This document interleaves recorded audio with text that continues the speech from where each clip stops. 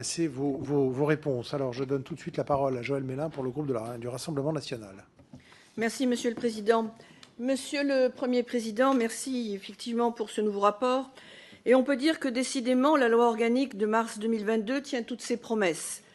La conjonction de parution du rapport d'application de la loi de finances de sécurité sociale N-1 et le rapport de certification font apparaître, même aux yeux les plus incrédules, la réalité des chiffres.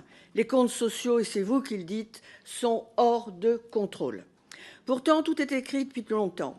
Tous les ans, depuis 1996, nous dépensons 10 milliards de plus que nos recettes, soit 300 milliards de dettes en capital, et on ne parle pas des intérêts payés depuis. Depuis 2017, la dynamique s'est accélérée. La Cades ne peut plus rien absorber. C'est donc aujourd'hui la COS qui est obligée d'assumer.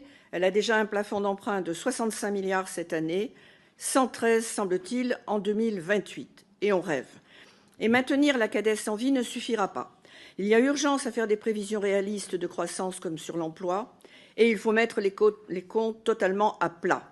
Il faut réintégrer les dettes portées sur d'autres budgets, en finir avec le brouillard budgétaire qui plombe 70% des 5 branches et de la COS, comme le montre très bien le rapport de certification, sans doute pour plus de 15 milliards d'économies potentielles.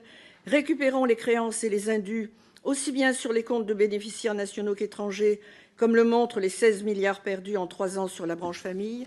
Sortons de l'ODAM, dispositif moribond et inadapté de la maîtrise comptable, alors que seule la maîtrise médicalisée pourrait être efficace.